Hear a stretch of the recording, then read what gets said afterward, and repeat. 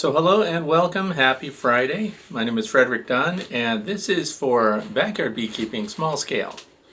Today is Friday, August 14th and this is episode number 73. Outside the temperature is 86 degrees Fahrenheit, no rain in sight, and it is 95 degrees Fahrenheit here inside my observation hive building. So now I know what it's like to be bee brood at this temperature. 95. 94 to 97 is for brood. So if you're brand new here, welcome. Glad you're here. No questions are too basic. And I also appreciate, especially watching over the past week and so on, that I have regular viewers with a lot of beekeeping experience who are sharing their experiences with those who are posting comments beneath my videos, site-wide. I really appreciate it because I can't keep up with all of the questions. Now, if you want to know what we're going to talk about today, the questions are down below in this video description, and also sometimes they are associated with links where you can find the products that we talk about in the videos. So if you have a question, you can post it down in the comments section below this video, or you can also follow the link which is inside the video description here, which takes you to my main page, and there's a form to fill out. Some people may not have a YouTube channel. Some people would rather not have everyone see their question. If that's the case, in part of your question, please say, please do not mention my name or give me a nickname or something like that to go by. So anyway, this is the way to be. So I'm glad you're here. As I said, what are the bees doing outside? Well, in the opening sequences, you saw that the bees were bearding heavily on the fronts of all the hives. And more so on some than others. And a lot of people panic when you're new to beekeeping and you see the bees all over the front of your hive collecting up underneath the little overhang from the hive cover and things like that.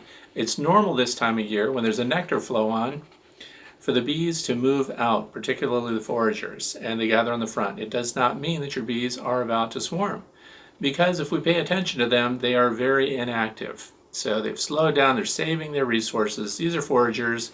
Guess what we're about to do? We're going to go into a nectar flow. So there's a lot of important questions in today's series that deal with swarming issues, queens being made, super seizure cells, and things like that. So we're going to talk about those things.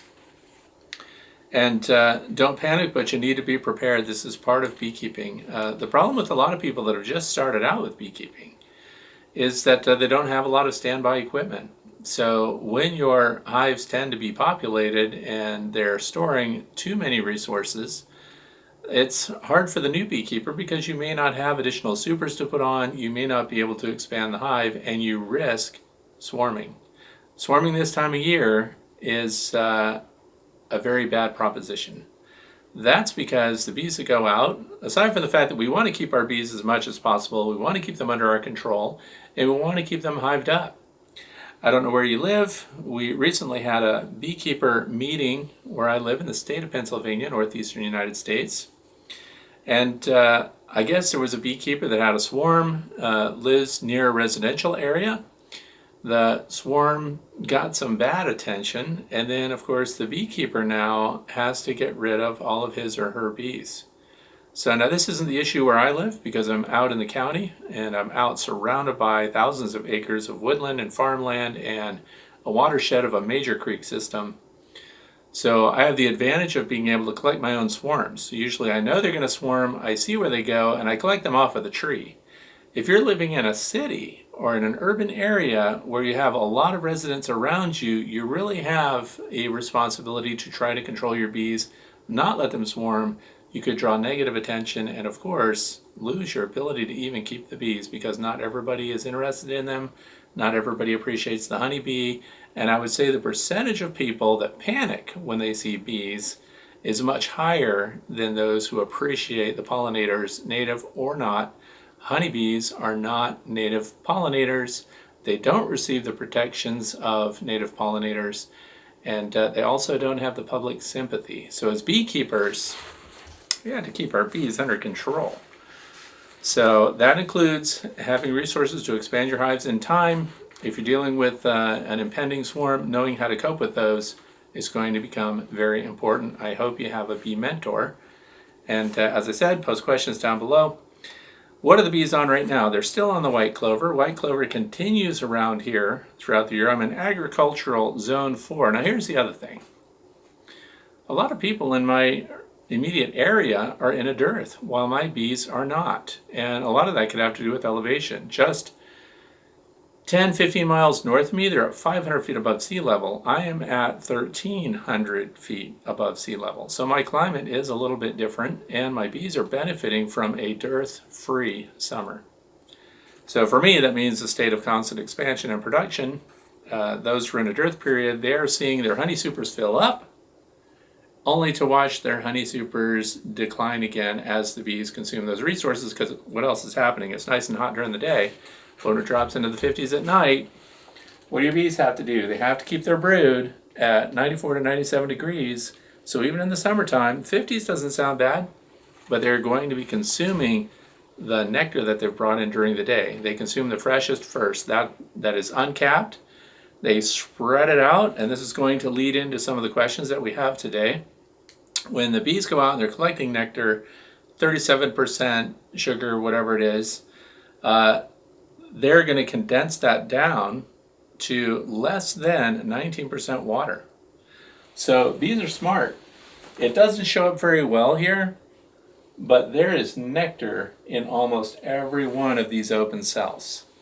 And that's because the bees are smart and they're instinctively spreading out the nectar throughout the hive, so it's taking up 2 times or more the space that it normally would when it finally becomes honey and is condensed. So the bees spread it out, fill as many cells as they can, they're dehydrating it, they're fanning, and they're fanning out through the entrances. That's why you see so many bees on the outside of the hives right now. That's why you saw the bearding in the beginning, is because the bees that are not involved in ventilating and dehydrating the nectar down are outside because they're in the way, and their bodies also generate moisture and heat that the bees don't need this time of year.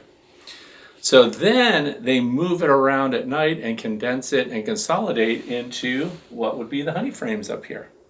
So capped honey, that's what they're doing right now, but the process requires a lot of extra space. So if you've got a single deep and a medium and a huge population of bees that are going to bring in lots of nectar resources, you need to expand those boxes ahead of the nectar flow, or it'll be too late. They'll feel crowded. They'll make preparations for getting underway, and that's when you lose your bees. Hope that makes sense. The other thing they're after is Joe Pye weed right now and ironweed. I've seen them on that. Sunflowers, the honeybees are on there. A lot of native pollinators as well, and they're getting some nectar, but they're getting a lot of pollen off of those. The honeybees ignored the sunflowers until the last few days. And that's because more and more sunflowers are in bloom. Once you get a larger bloom, thousands of plants, that's when the honeybees really start paying attention to it. If you have 20 or 30 plants of some specific flower, even though it might be a super nectar producer, the bees pay attention to the larger numbers of the same flower. Why is that? Because they're floral constant. That means when these bees go out to collect nectar from a flower, they exclusively collect nectar and pollinate one species of flower. They don't jump from dandelions to alfalfa to other plants. They go specifically to single plants. Therefore, the more of that single plant that exists in the environment that also produces the nectar and the pollen that they need, nectar for energy, pollen for baby bees, and we're getting into that later too, bee brood.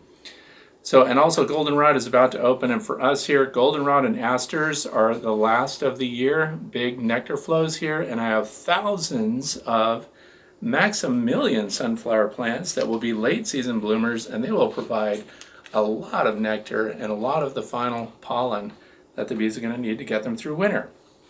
Now, I did something different today. For some reason, a lot of people are asking about sugar syrup. How do you mix it? Because there's a lot of confusion about it. What is 1-to-1? What is 2-to-1? How do I mix the 1-to-1? Is it 1 cup of sugar and 1 cup of water? No, but you can't really fail. But in order to answer this question, this is from Mojo Mystery. It says, a pound of water, Fred. Call me stupid. How would I weigh water? Usually when cooking, for instance, in GMS, i.e. 500 grams, 1 pint. This I can understand, but a pound of water? Okay, so I made it really simple.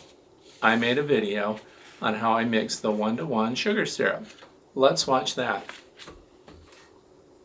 So real quick, we're going to mix 1-to-1 sugar to water by weight. This is granulated sugar, usually from cane. And this is processed sugar. It's what I recommend. We're going to mix 3,000 milliliters of finished syrup here, which is using 4 pounds or 3.78 kilograms of dry processed sugar. Now we're going to add the water, and the water, 1 quart or quarter gallon, is 32 ounces by weight.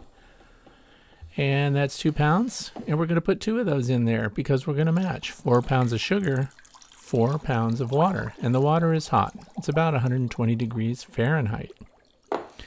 And we're going to add 2 of those. There you go. So now we have 4 pounds of granulated sugar and 4 pounds of water. We're going to mix it up here. Now Martha Stewart says to mix in a figure 8 pattern. We're going to go ahead and just do it in circles.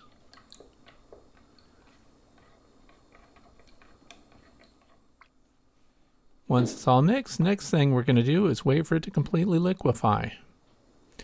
And we're right at about 3,000 milliliters. And it's gradually liquefying. We're going to get rid of all that cloudiness. There it is, crystal clear. And the better part of this is it's going to room temperature. Why does that matter? Because we're going to put in essential oils like Pro Health or Honeybee Healthy. It really doesn't matter which you use. The choice to preserve it would be 1 teaspoon per quart. Since we've made 2 quarts here, we would use 2 teaspoons just to preserve it. And that would make your sugar syrup have a shelf life of all summer long without degrading. And also it says here, mix it at room temperature. You put it in with hot water and it messes up your essential oils, so don't do that. For this one, we're going to use Honeybee Healthy, and if you made your own, you would need an emulsifier and also lemongrass and spearmint, because that's what they list on both Pro Health and Honeybee Healthy. So we normally would do 1 teaspoon per quart. Here I'm going to do 2 teaspoons per quart, so 4 teaspoons total. Because I use it instead of smoke to spray the hives when I'm working on them. There you have it, a finished batch. Thanks for watching. Okay, so welcome back. I hope that you liked that video. And it's really simple, and it is by weight, and that's because a lot of science has gone behind exactly what the bees use the most to produce new drawn comb, which is very demanding on a new colony of bees. So having the right mix of sugar syrup. The other thing is we found out that 2-to-1 by weight, 2-to-1 sugar to water causes the bees to store more of it. How do they even know that? Well, they know that because the hives gain weight when they're being fed 2-to-1, which means they're storing the nectar. And hives do not gain weight in the same way when they're just being fed 1-to-1 sugar syrup. So that's how we know they use the 1-to-1 for energy and comb construction. So there you go. Very demanding on the bees. I hope that helped people out. If you want to learn more about sugar syrup concentrations and the studies that have gone into it, there are many sources, including how much honey does it take to make, a pound of honey and an ounce of wax. You'll hear these claims all the time. But if you want to see people who have actually done the research on that, current research, you can look it up. You can also go to scientificbeekeeping.com, and that's going to be Randy Oliver. So you can check him out because he tried to reproduce some of the early studies that were done and came out with some interesting stuff. So if you really have to know. But for me, 1-to-1, very easy. I don't feed a lot of 2-to-1 because the bees store a pile of honey here, and I really don't have to supplement it at the end of the year, but you need to know how that's done. And again, it's by weight. 2 pounds of sugar, 1 pound of water. Okay. Next is from Sherry Rafanti. Oh yeah, Fortuna, California. Says, I was reading an article in Forbes the other day about a young woman who invented a way to reduce varroa mites. Have you read about her, and what do you think of her invention? And this is really funny because they're blowing up my email. Most of you viewers are sending me stuff about this girl. She's a high school girl. Her name is Raina Jane. And she's going to go to the University of Connecticut, UConn. So go Huskies. Anyway, she is very bright and has been partnering herself with a lot of research people, so she has access to science procedures and labs.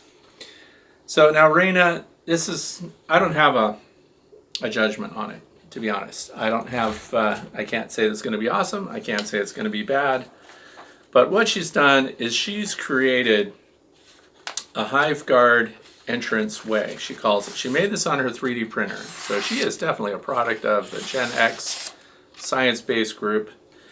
And I'm going to show you a little bit about what this thing looks like. This is not really shocking or new as far as the shape goes.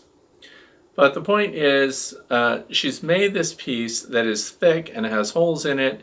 And there are 14 holes. And what it does is, as the bees pass through these holes, one of the 14 holes, which are pretty large too, so it's not supposed to scrape off the pollen from their legs and things like that, they get a dose of thymol. So thymol's not new. They also said that Raina has applied for a patent for this.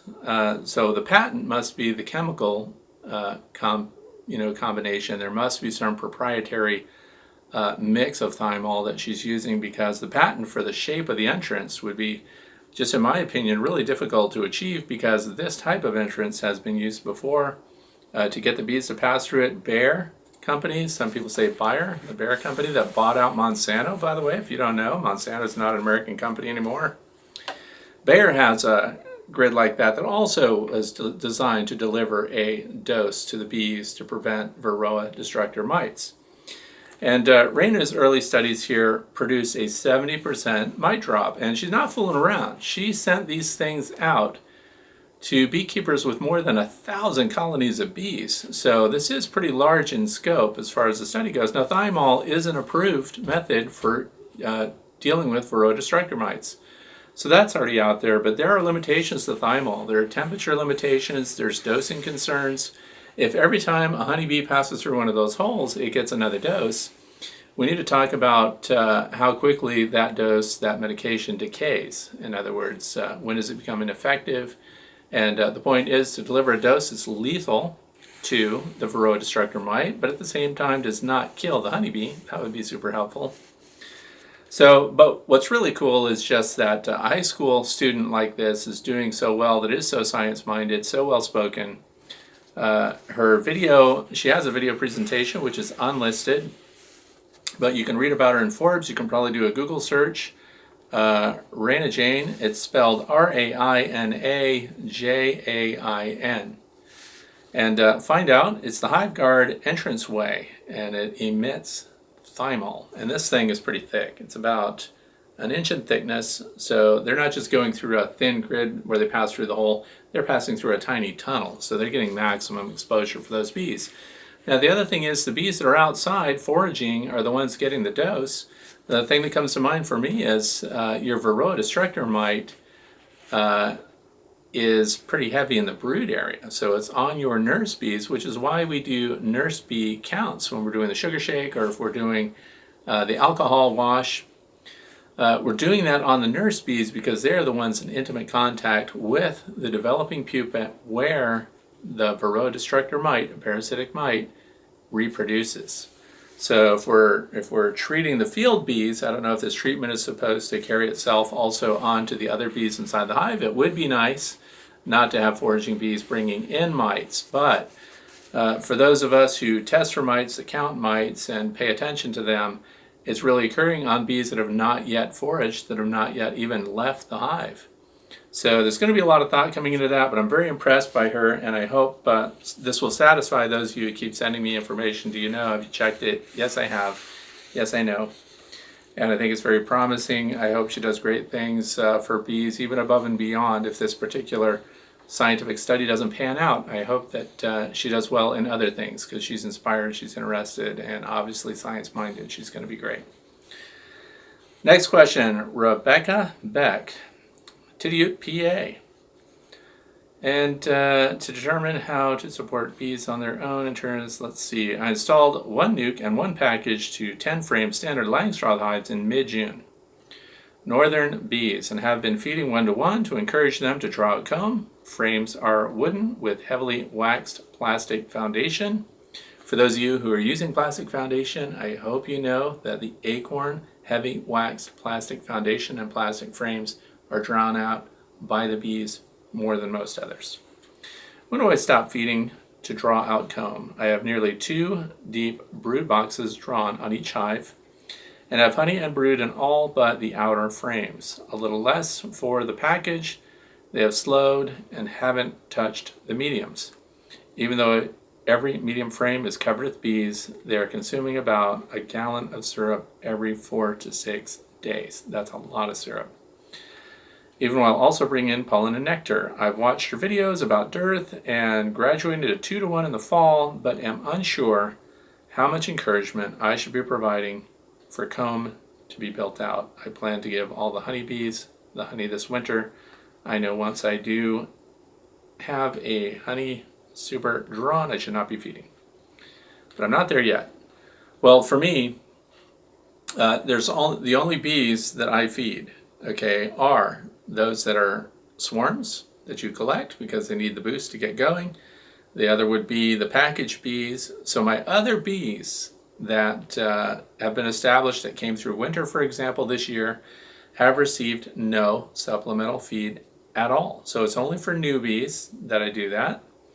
The other thing is, once the nectar flow gets going and I see the pollen coming in and I see them bringing in their own nectar, and I use as a test for that this observation hive. When I see these bees bringing in, as they are right now, they're filling these cells with nectar. So I make the assumption, the broad assumption, that all the other hives in my apiary must also be bringing in nectar at that time. I would not be feeding any of the bees during that time unless they were a brand new swarm install or a brand new package install. So my advice here for Rebecca is I would stop feeding now. One of the problems a lot of people are having now is that when they're feeding and nectar starts coming in, you're at risk of becoming honey bound, which means obviously the queen that's in here that has just started laying, by the way, because this is an observation hive that swarmed and we collected and we rehived that swarm. She's laying between the frames right now, and they are bringing in a lot of pollen for that, but all the outside frames are being filled with nectar and honey. So if I were feeding on top of that, we risk them filling all the cells with nectar and honey, and then the queen not having a place to lay. And then what happens, they're going to have to be building the fat-bodied winter bees when this next nectar flow kicks in. And if we don't have the numbers of bees to do that, we can end up with a declining number even though they're loaded with honey. We'd like to avoid that. So my advice is,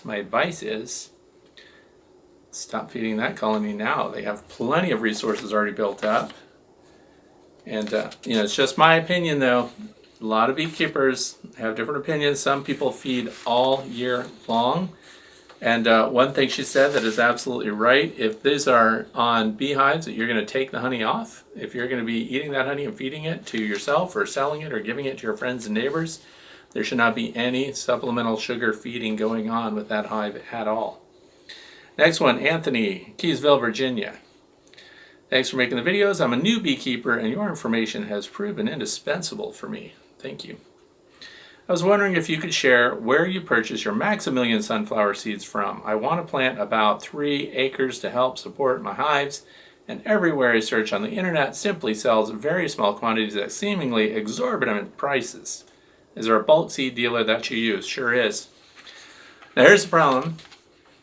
Because I do use the Maximilian sunflowers, look them up if you haven't. By the way, they grow really tall, 6 feet, 7, 8 feet tall.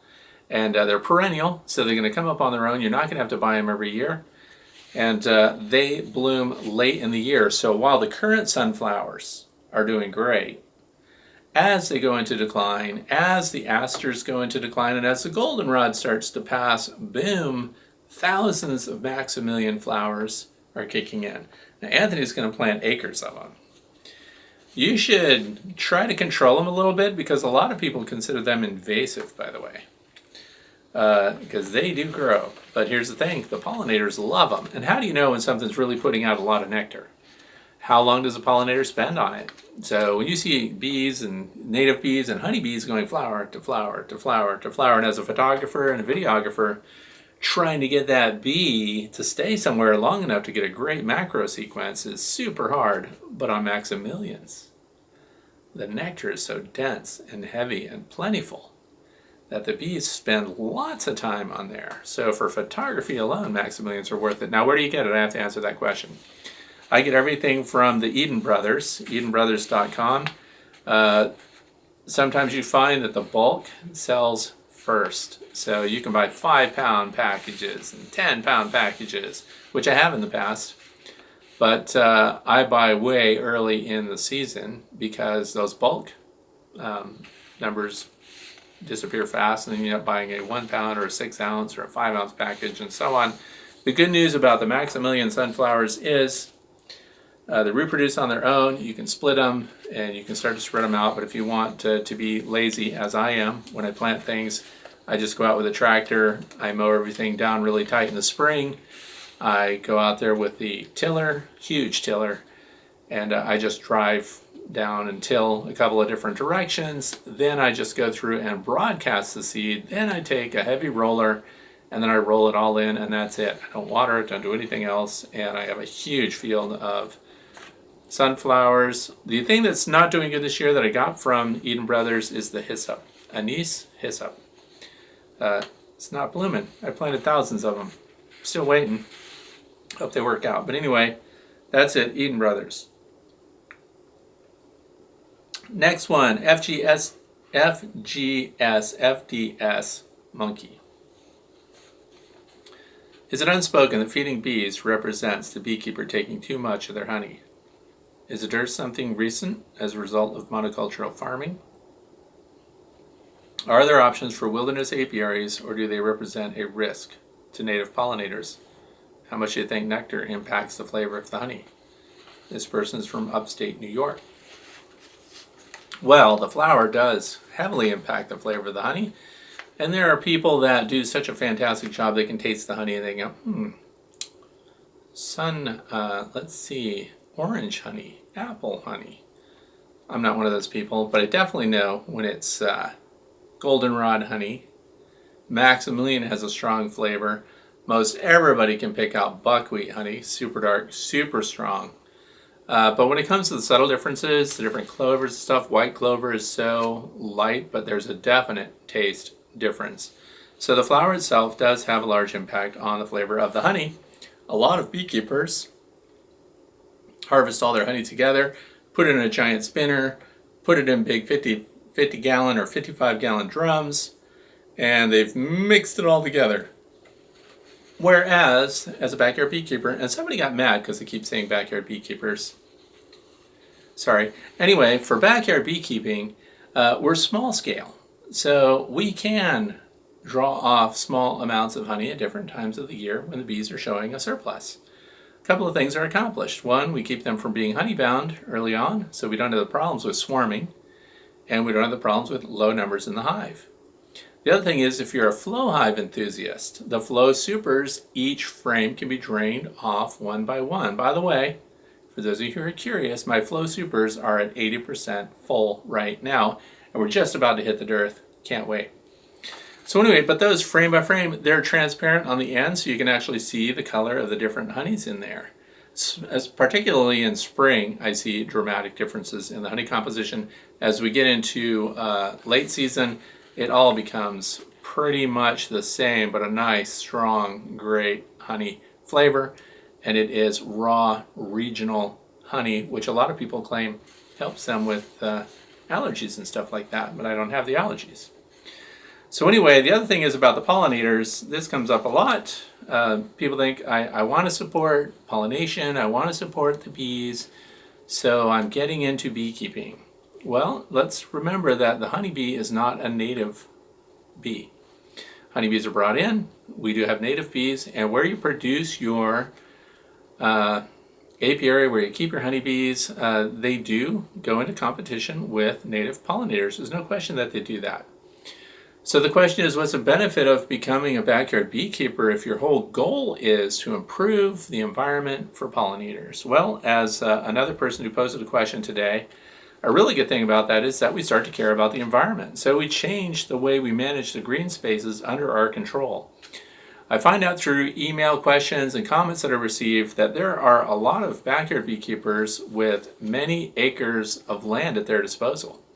And because of the honeybee, they start planting floral resources that are heavy in nectar and pollen to benefit the honeybees. So what's the spin-off of that? There will be vast swatches of land now that have resources that benefit all pollinators.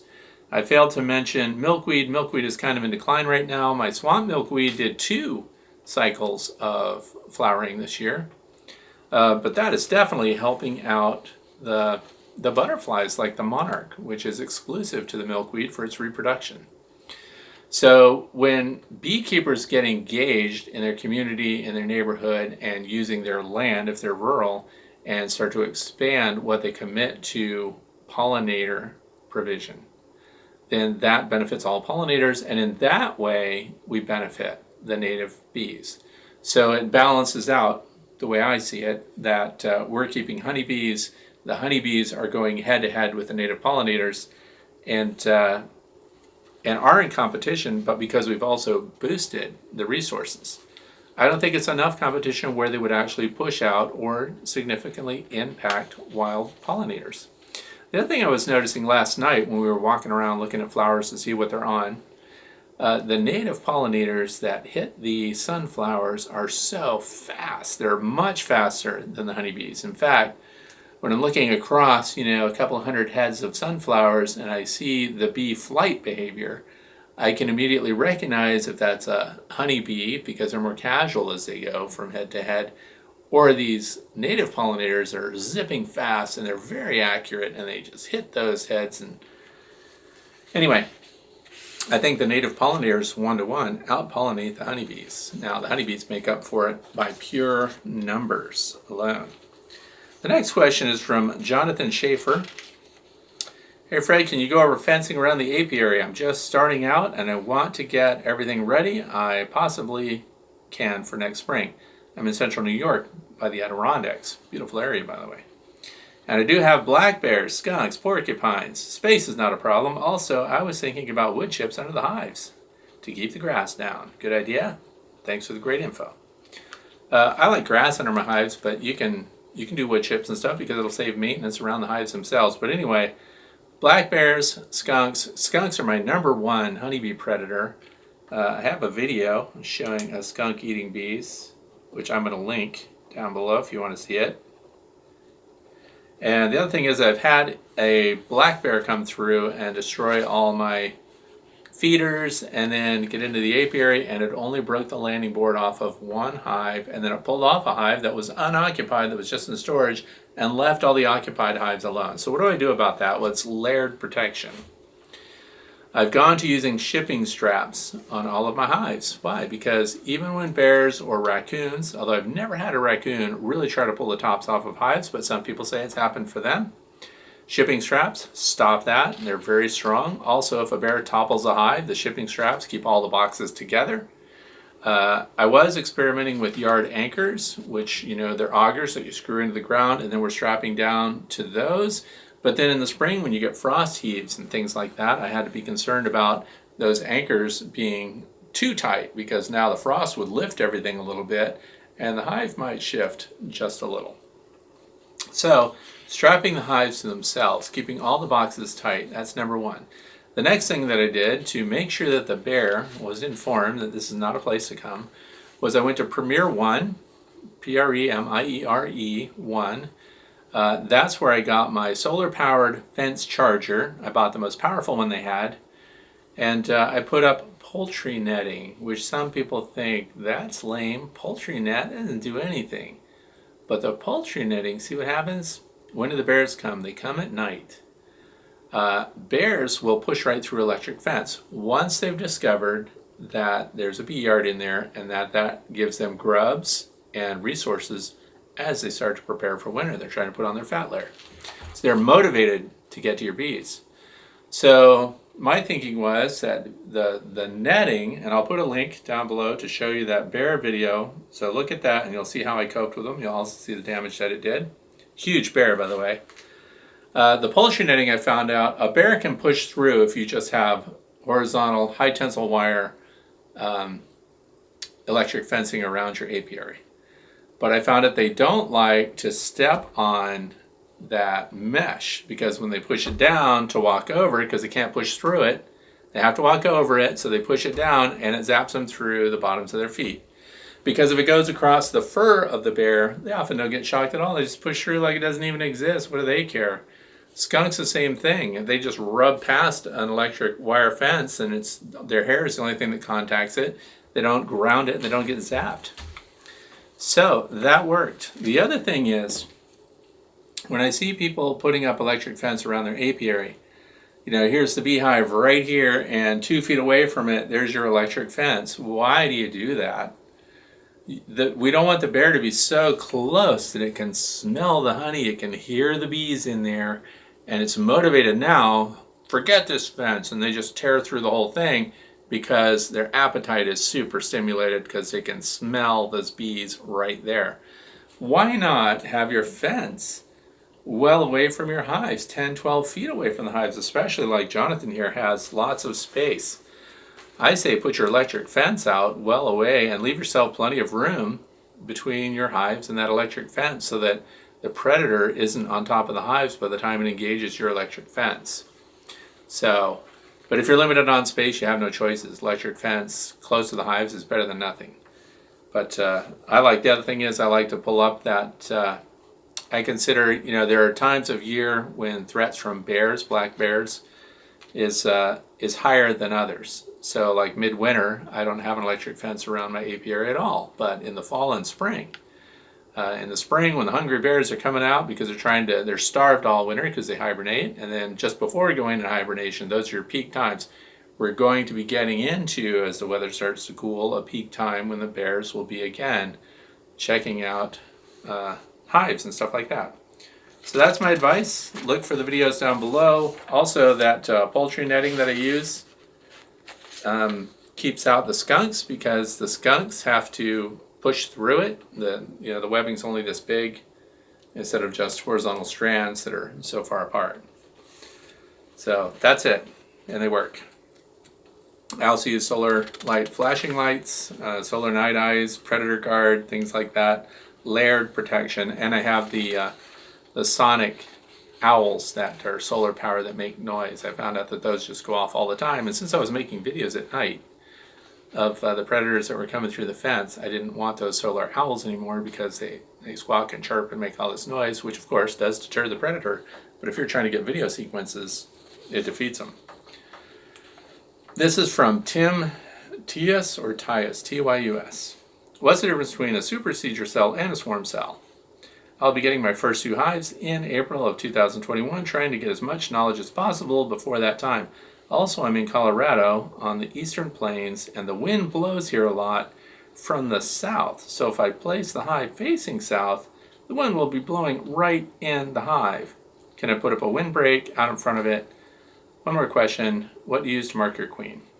Okay, so marking queens, I can answer that easy. Testers, model paint pens are the easiest to do. What color would you be coloring them this year? The queen thorax would be marked with a blue mark. Do those colors mean anything? Will you raise good bees? What does that mean? White, will, U, yellow, raise, red, G, green, B, blue. So they're in order, year after year, like that. So those are the colors that we mark them, and they do have meaning. That's the year that the queen was hatched. So that's why we do that. If you're buying queens from somebody, always request that they mark them for you. Most queen breeders offer the marking service. So I would have them do it. But it's just a tester's marking pen. And make sure it's dry, well dried, before you put them back into your hive, because the model paint will smell, the bees will see that as foreign, and they can chew it right off the thorax. And then you'll think that something happened to your queen, when the truth is she actually got the paint cleaned off her thorax. So,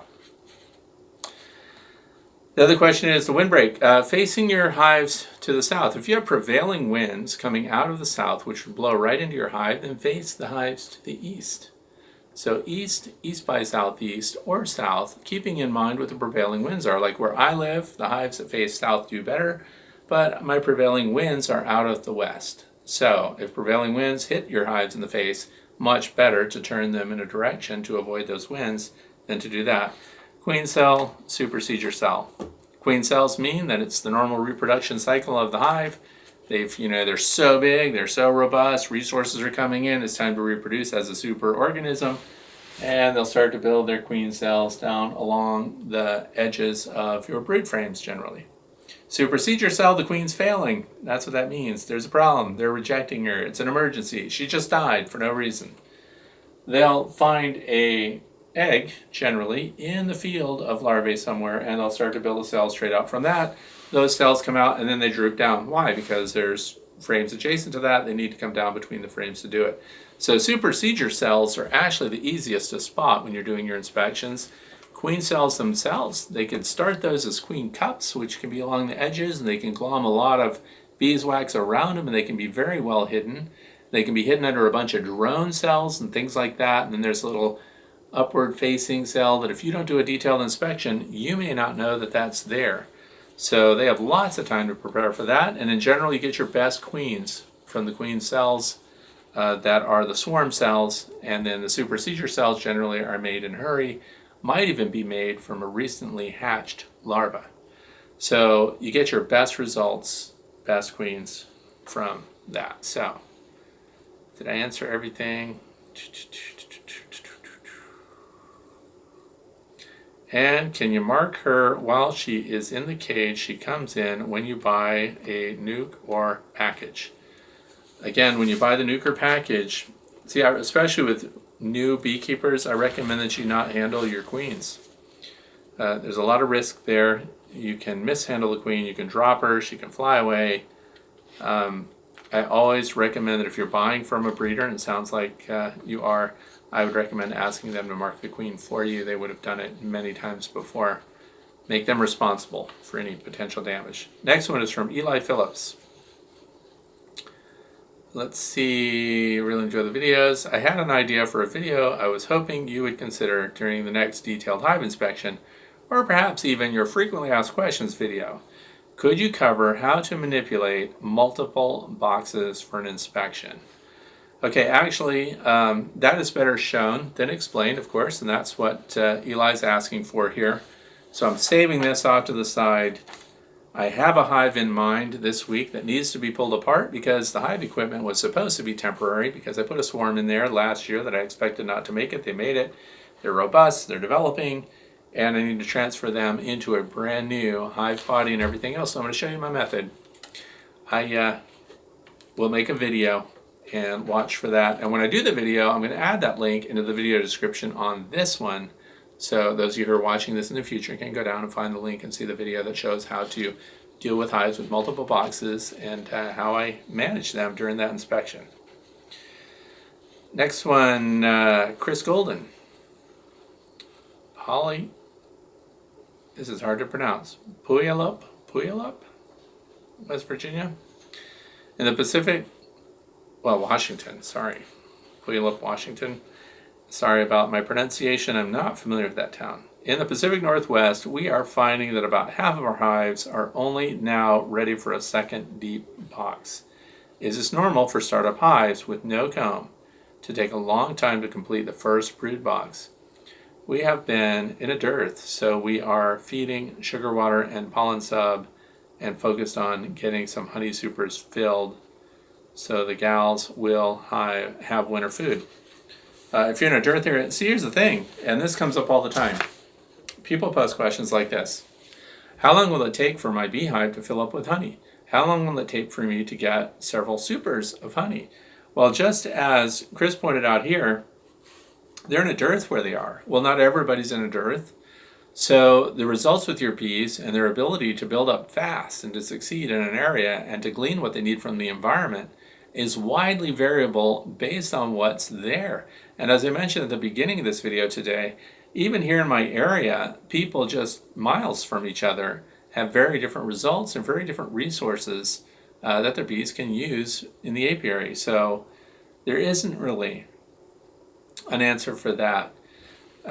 If your bees are strong, if they're reproductive, and having to feed bees all year long and provide pollen substitute and things like that. Pollen substitute is a substitute for pollen. If it's not as good for them, it's better than nothing. So it can keep them going barely. But pollen substitute, what pollen substitute would I recommend? Let's just cover that now. So Ultra Bee by Man Lake sells it, dry pollen sub, has proven to work really well during severe dearth and things like that, because frankly, when the nectar flow starts, you need a number of bees out there to take advantage of it. If the nectar flow hits and your colony's in rapid decline, they're not going to be able to get the resources necessary to get them through winter. So I guess you have to feed and stuff where you live. Now, is this an unusual year? I'm hoping it is, because you may actually end up finding that you're in an area that just doesn't support honeybees. So, which is a reality for some people. So that's when we start talking to the Fellowship of Beekeepers near where you live. We find out, that's why it's very beneficial, even for me, to talk to members of my beekeeping association, because we get to listen to what's going on with them in their apiaries and what they're dealing with. It helps us know if there's a dearth everywhere. Is it just me? If it's just me, it might be something to do with my hives, my bees, the way I've managed them. They might have varroa destructor mites. They might be diseased.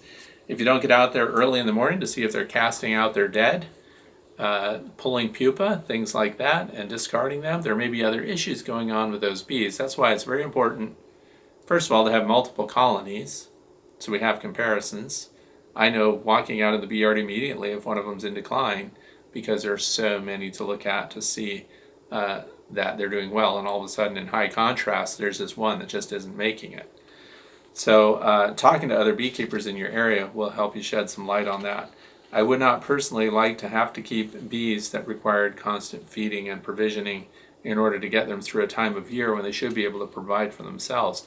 It's the whole point of regional bees, is to collect bees, have bees that are adapted well to the environment in which you live so that they can get their resources very well from that environment.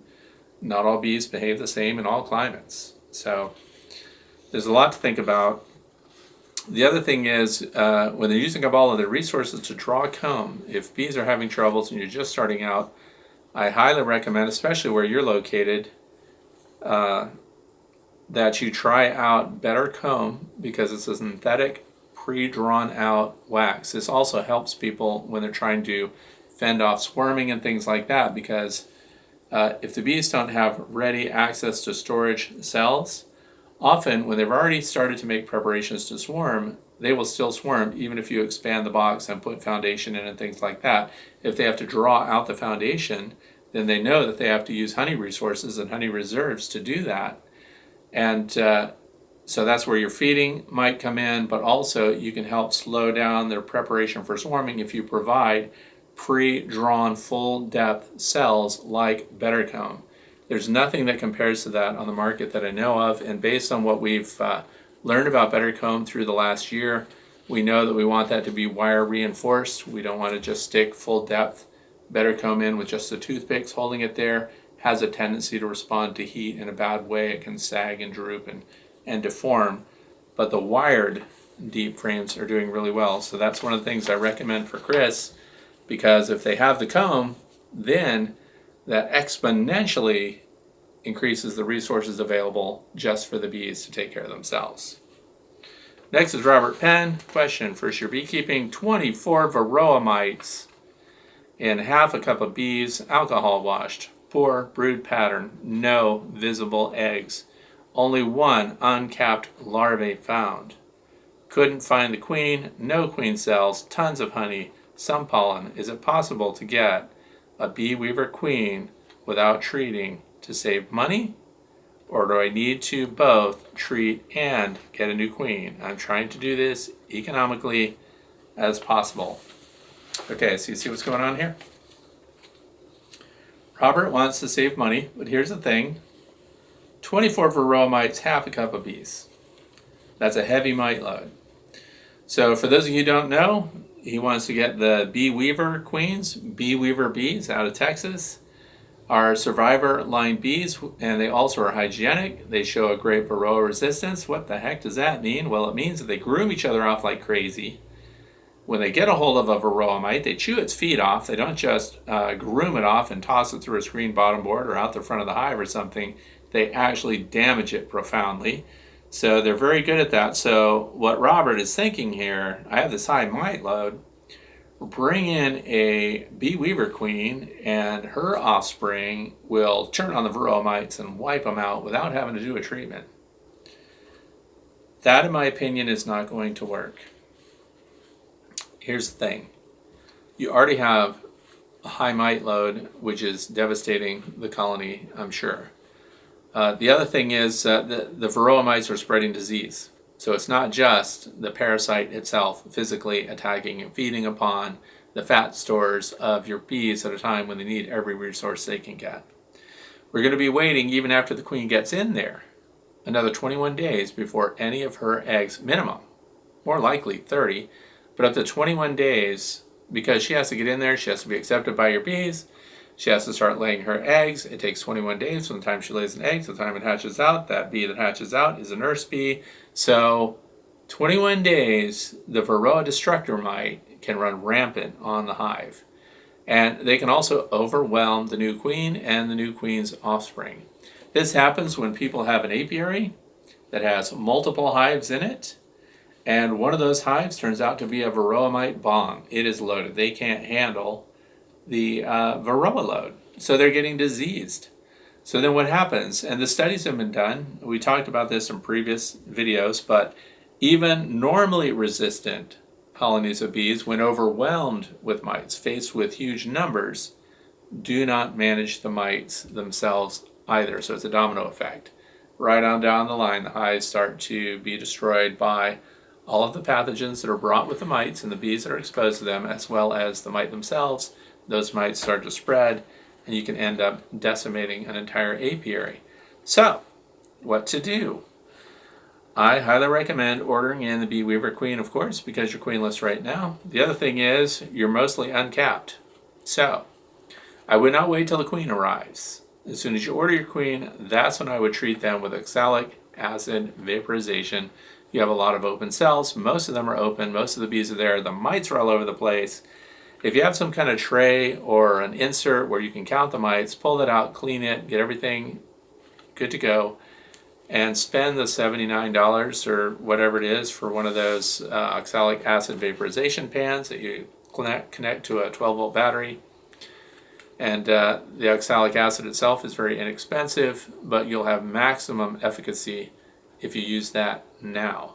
Then when your queen, and you want to do it well ahead of the queen arriving. We don't want to do an oxalic vaporization treatment and associate that with the arrival of the new queen. So we want to treat them, get the hit, get the mites dying off.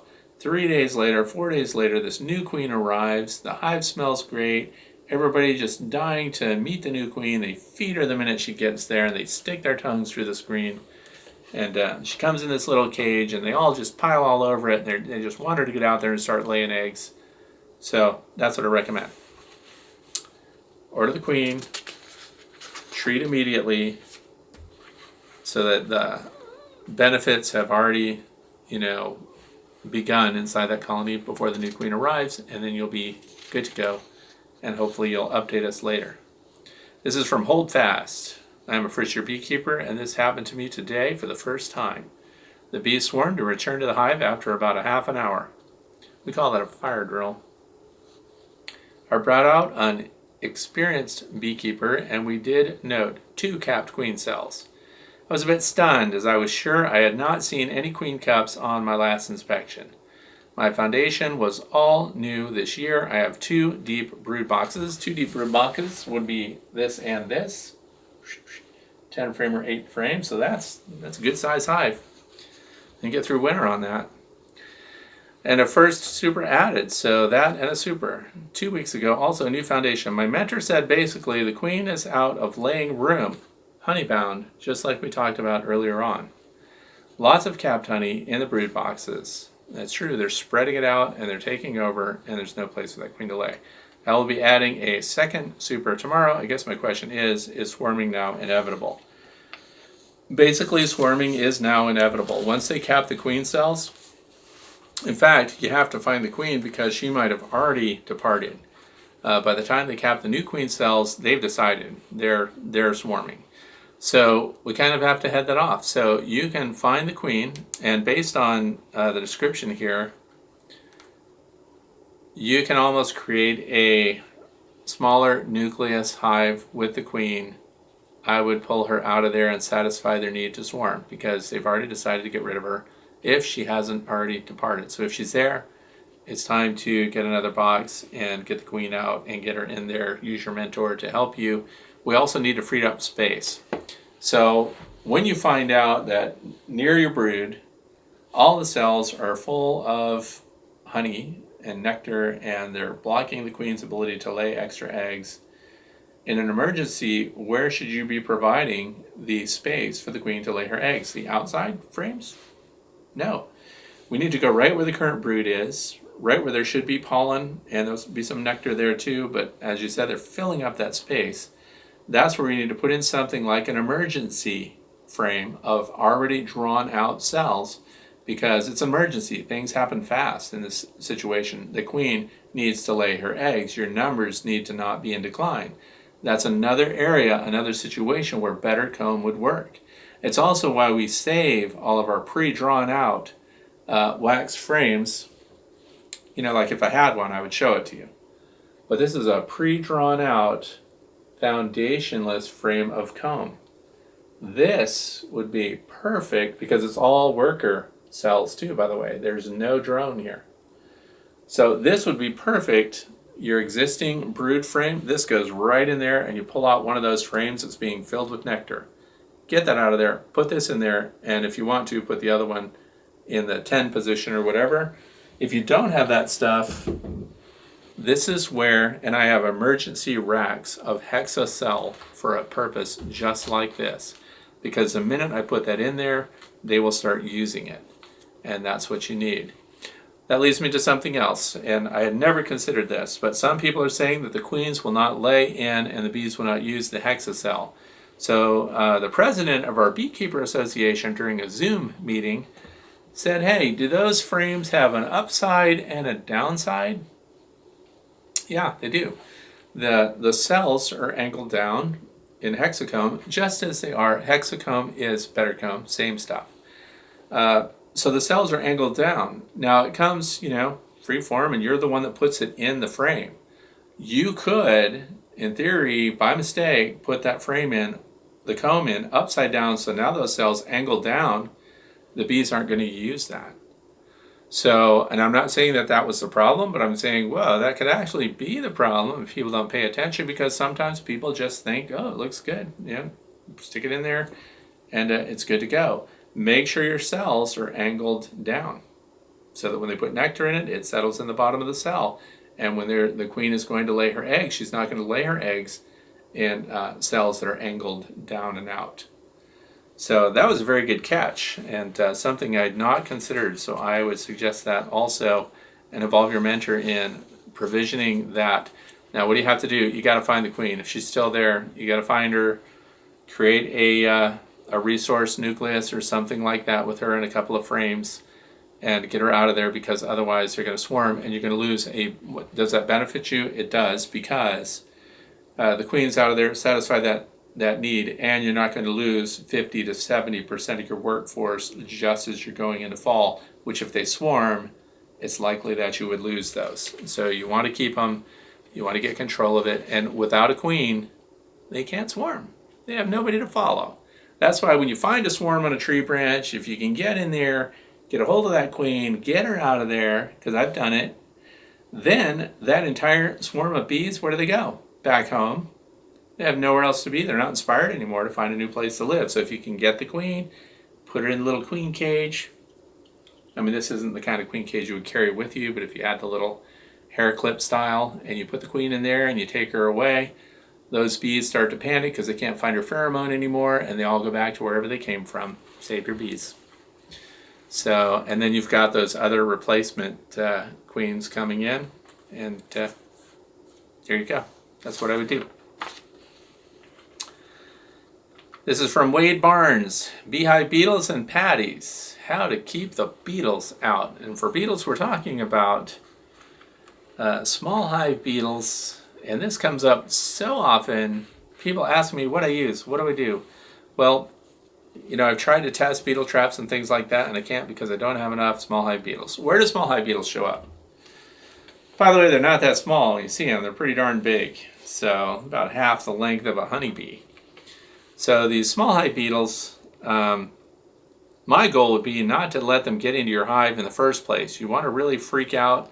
Look up people who have had their honey supers slimed out by small hive beetle larvae. That is disgusting. And if I had it, I would be freaking out. I would be doing anything I could to keep them out. So here's my thing. There's a product out there, and it is called Guardian Beehive Entrance. And let me show you what it looks like. Comes in two pieces. I don't know if you've seen these before. Takes advantage of the behavior of the small hive beetle. So listen to entomologists that really know about these beetles, because they tell you things. Always study your enemy in great detail. So this comes in two parts. You put this together. Small hive beetles, as it turns out, they have a life cycle that requires them to depart from a hive as larvae. They inchworm right on down onto the ground. One person that had them in a lab that was doing studies of the small hive beetle and their larvae, the larvae, not just did they get out of their dish where they're being studied, they went off the chem lab cabinets, onto the floor, out under the door, down the hall, down the stairs, out another door, and into the ground where they could pupate. That's ridiculous. So, what we're dealing with is the biology and understanding how they work. One of the cool things is, so they get out, after they've messed up and slimed out all of your honey supers and messed everything up there, and your bees, guess what? Guess what bees do when you get a real infestation of small hive beetles? They abscond. What does that mean? That means they throw in the towel, they all leave. It's not a swarm. They completely abandon the hive. And when you see it, you're going to find wax moth larvae, so you got the waxworms in there, and you're going to find small hive beetles have taken over, and they're just having a field day reproducing in the honeycomb and sliming it out, because the bees cannot clean that up. You have to get in there and do it. So then when the larvae depart the hive, they dig into the ground, and there are things that we can do for the small hive beetle at every level. But what would be the number one thing? Because you can put nematodes in the ground that actually act like little living predators that seek out the small hive beetle larvae and hunt and kill them in the soil around your apiary. So that's one thing, but let's keep them out. Guardian Beehive Entrance. This thing goes in the entrance of your hive. It takes advantage of the fact that after they've pupated and when they hatch and they're an adult beetle, they fly around. They fly around, they smell the air. And they don't have to reproduce on honeybees. I mean, they can go after fruit and stuff like that. They don't need to get into your honey. So it just happens, though, that when they smell a honeybee hive, and this is interesting, it's usually the hives that don't have very many bees in them, although they could attack a full-blown, full-strength hive. But they generally go into an area, a hive that's oversized for the number of bees that are in it. That's a problem. So you want to stop them at the entrance, and that's where this thing comes in.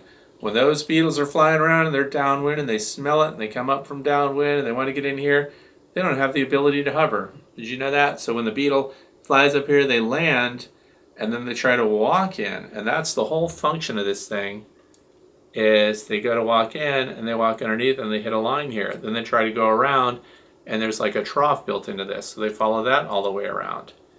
And this actually keeps them from getting in. Well, how big is that entrance? Hold on, let me show you right here.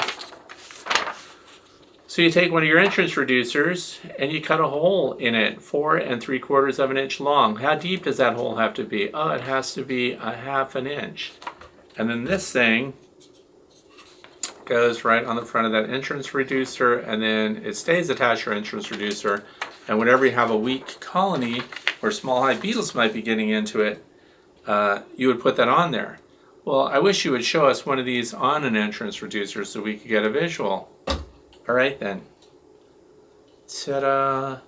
Entrance reducer. So you got your winter entrance, or when it's a brand new colony of bees, you have that tiny entrance that they can defend, and then we have the regular entrance reducer. This is it from the back, and this is it from the front, and that shows what it looks like. And they include these little screws that go onto it, and you want to make sure that everything sits flush on a solid bottom board. And then your bees move in and out freely, because bees are smart and beetles are dumb. And the beetles that are dumb can't get in there, so they all cluster underneath, or they spend their time walking around the circumference of this, and they can't get in. So that is your number one line of defense for the small hive beetle. Ah, now they got inside. Now what do? Well, we take our pre-drawn foundationless frame here. In the back of your hive, you take one of these beetle gels right here. This beetle gel goes right over the back of the frame like this, and goes to the back. Why do you run that to the back? So the number 1 frame, if it's 10 frame box, number 1 and number 10 frame. And this could also go up in your honey supers. These are so cheap, you put a bunch of them in there. Look at the profile of that, very narrow.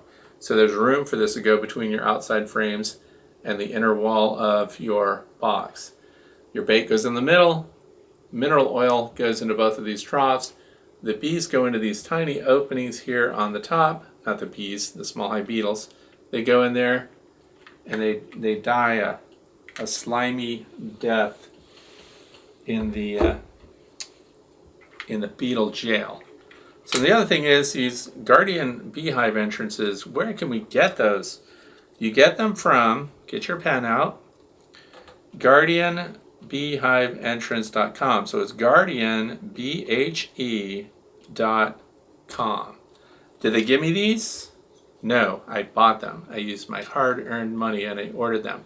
So where can you get them? You learn about them from guardianbehe.com, but you can buy them from places like the Blythewood, BLYTHEWOOD Bee Company, Blythewood Bee Company.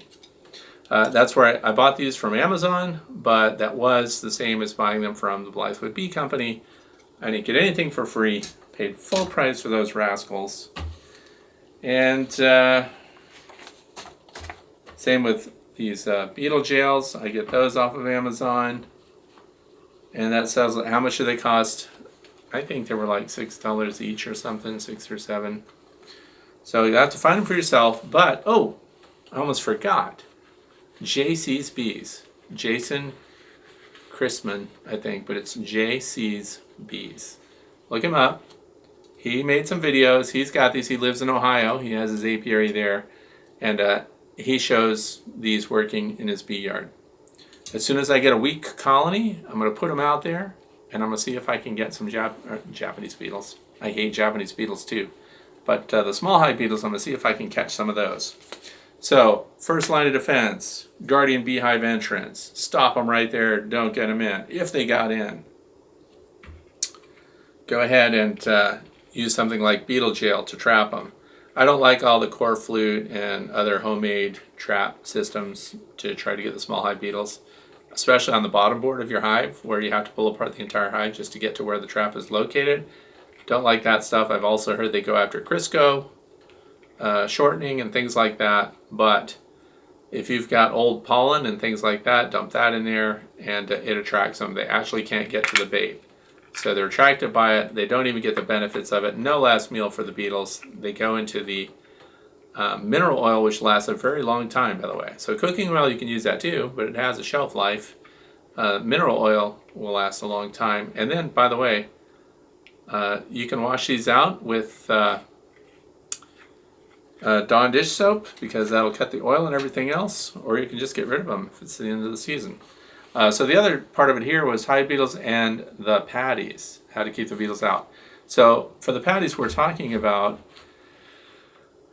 like the Better Bee, not Better Bee, but Ultra patties and things, Pollen Substitute patties and things that are used to feed the bees inside the hive. I personally don't ever use those. My bees only use part of them, and then they find environmental resources and they ignore the patties. So then we have these winter patties and pollen sub patties that are just in your hives on top of your brood frames and left to themselves, not being used by the bees. It becomes a perfect hiding spot and a feeding resource for small hive beetles, so I don't use them. I highly recommend, if you want to provide some kind of pollen substitute for your foraging bees, that you put out a feeder with Ultra B dry pollen substitute and let the bees forage for it. Don't put that inside the hive, and provide a place for things like the small hive beetles to feed and hide. Can't stand those things. Kevin Riffy. I have a hive in a constant state of swarm. For the past month and a half, I've been taking down queen cells. They have 3 deep brood boxes. 3 deep. So 1, 2, and 3. That's big. 3 deep brood boxes. That's a big hive. Let's see. And were installed as a package in late May. Every 3 days, I have to take down queen cells. They have drawn about 2 full deep boxes worth of 10 frames each. I have pulled frames up into the 3rd box to give them more room and promote wax drawing on the upper deep. I have been feeding them syrup, and they are not honey bound. Queen is laying like crazy, even double laying eggs every so often. Anything else I could do to make them stop the swarming behavior? Let's see, it is my only hive. I do not have time to start a second hive, because my first suggestion, we have 3 deep boxes. They're loaded. You have a queen that's laying really well. She almost sounds though like a young queen, because he mentions that they're doing double eggs in some of the cells, which is something that a brand new queen recently mated tends to do, sometimes depositing 2 or 3 eggs in a single cell, and then later that levels out and they get into a rhythm of 1 egg per cell. So she almost sounds like a new queen.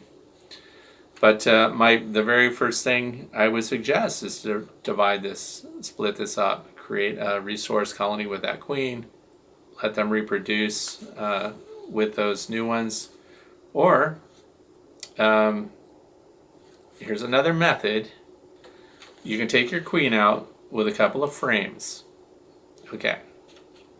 Then you take the queen cells, and this has to be thorough. There can't be any queen cells left. Get rid of all the queen cells. Super check on that. Okay, so now we've taken a couple of frames, 2 or 3, created a nucleus resource hive. We have now a queenless colony that has queens that they think are about to hatch, but you're going to change that for them. So you're going to modify it, you're going to take it away. And then their first instinct, once those queens are gone, will be to try to build new ones. So every time they go to build a new one, you take that away too. You let them do that for a week. And so you're going to inspect probably 2 times in that week. You don't want to get in there every day, because you're going to stress them and they're not going to want to stay. Then here's what I recommend you try. So after that week of killing off all the replacement queens that they're trying to make, because then they run out of resources to make replacement queens. Now what do they have? No new eggs to make the replacement queens with. They have no brand new larvae, newly hatched eggs, which they could use to make queens with. So if the larvae are now 2-3 days old, they can't develop those into queens. So now they're in a pickle. And then they can't produce another one. So now you're going to continue to watch, and you're going to inspect, and they're not going to have a new queen. In fact, you can wait a week to look for that, because they then would have run out their clock. Now what are you going to do? Well, they completely ran out. So now you've got, oh look, you've got this queen over here that they've forgotten about, because her pheromone is now completely absent from that colony. So now you take her from your resource hive that's only 3 frames, and all of a sudden, oh, you present them with a fully mated, healthy queen laying, and they're just dying to see her now. And now she's a new queen in there, but it's really the old queen, so we totally fooled them. Now you just have 1 hive. And you have the original queen, who was a really good layer based on this description. She's a top performing queen. Plus you got all the eggs and brood that she was developing while she was over here at her resource. So you took away their actual queen, satisfied their need to swarm, destroyed the queen cells, so they had no choice but to accept their old queen back in a week's time. What do you think? I just thought of that right now, by the way. So those of you who think that might be a good idea, I want to hear from you down in the comment section below, or if you've even tried that. We could be onto something here. Take the queen away, kill all the queen cells, make them want the old queen back, bring her back, reinstate her just in time for the fall nectar flow in the upcoming winter. Now we didn't buy anything, and we're good to go. That was an above average idea right there. Next is Ken Clark. Great videos, Fred. I'm in Durham, England. I run a voluntary conservation group. We were fortunate to have been allowed to have our bees on land free of charge. We have built up over 7 years to 12 colonies. However, we have been asked to remove the hives as the owner is selling the land. My question is, when is the best time of year to sell and move the hives? Thank you, Ken. Okay, there's two answers to that. The best time of year to sell and the best time of year to buy. So if I'm a brand new beekeeper and I want to buy a bunch of hives, I don't want to buy people's hives that are just going into winter. I want to buy the ones that made it through winter and are spring colonies. So, but the best time for you as beekeepers to sell colonies would be in the fall before they go into winter. And also because they've got their winter stock, they're all set, they should be good to go, but you're transporting heavy colonies because all their winter stores are on. So now you're setting them up to go into winter in a new location. So the easiest, you'll probably get the best money for them in the spring, but then you would have also possibly had to do emergency winter feeding and maintenance and things like that, getting them ready. So if you could unload them in the fall from a seller vantage point, that's the best time to get rid of your colonies. Box them up at night, transport them at night so that you don't lose more than you have to. And if the weather's already turning colder and it's cooler nights, that's the best time to sell and move them because fewer scouts are out and foraging that would be left out overnight and come home to a spot where there no longer is a hive. So from the bee owner end, selling in the fall is best. From the bee buyer end, buying in the spring is best because then you know you have locally acclimated bees that survived your winter. If your winters aren't harsh, that's not that big of a deal. So that's what I would do. And I'm sorry that you're losing your conservation group. That's always a bummer. Great when somebody offers their land for use like that, but also terrible when it changes hands and the new buyer no longer thinks that keeping bees there is a great idea. Next one is from Brett Parmachek, Bellevue, Washington. Where did you get your long Langstroth hive and do you have plans? Okay. My horizontal long Langstroth hive, which is due for an update by the way. I should do an update video on them. They're doing really well. I like them. Do I have plans? No. Where did I get it? I designed and built it myself. It's very basic. It's like a coffin. There are things I'm going to change in my next iteration of my horizontal long Langstroth hive. The bees are doing fantastic in it. They're not overly productive, but they're really maintenance free. They were a Saskatraz package that I installed in the spring. They have done a great job managing themselves in there. It is the easiest beehive I have ever owned when it comes to, you pop open the lid, you pull off the wooden covers, and you pull them up frame by frame, and you look at them and you go through them, and it is like the easiest thing. There's no lifting. It is solid and thick and heavy and well insulated. And horizontal hive beekeeping is fun. Is it prolific? You're going to get a bunch of honey out of that. Not based on what I've seen so far, but there are things I'm going to change. That's why I don't have plans. When I do generate plans, it'll be when I make my next version of it, which will be next spring, and I may work on that through the winter if it's not super cold in the wood shop there. But so I don't have plans, but I do highly recommend for those that are excited and can't wait and want to look into horizontal hive raising and have one. It's not the Langstroth hive, but it's going to be the horizontalhive.com. Dr. Leo Sherishkin, he's the one who read his book, Beekeeping with a Smile. Highly recommend the book, by the way. His philosophies are very earth-friendly, bee-friendly, hands-off. He inspects hives only twice a year. So he goes against a lot of, thinking that most beekeepers have. But the Layens hive is a deeper version of the horizontal long lang. And you just can learn a lot about that, and I recommend reading that book and also looking. You can buy a hive directly from them. But I like the horizontal long lang. I like that it's not the Layens, and that's because all the equipment is compatible with my vertical hives, with my Langstroth hives that are standard. So by using a long lang, it's built around bee space, around the frames themselves. I will tell you this, one of the things I'm going to change when we look into the long lang, and it's of course supported here on the ends, I did not leave a lot of space on the sides at the ends of these frames. So what the bees are doing is they're actually propolising these frames up against it. Now this is a foundationless frame, so that's not a problem. The bees pass through these openings underneath and down along the side, and look, here's a bee corridor up here in this corner. So the bees make their own venting avenues and their own areas to travel. And but in my next one, I'm going to have to build a little shim piece that comes out that supports the hive frames, but I'm going to leave a 3/16 bee space on either side of these. I already do have 1 inch underneath, which is really good. And I also have space over the top that the bees can cross over. So the only thing so far that I'm going to change is the space at the end of the frame so the bees can run down the sides too if they want to. And mindful of bee space, which is 3/16 of an inch, we don't want a space bigger than that or they'll fill that with beeswax. So that's why I don't have plans yet. And when I do have the plans, when I draw them up, when I've arrived at my final successful thing, I'm going to post them on my website, which is fredsfinefowl.com.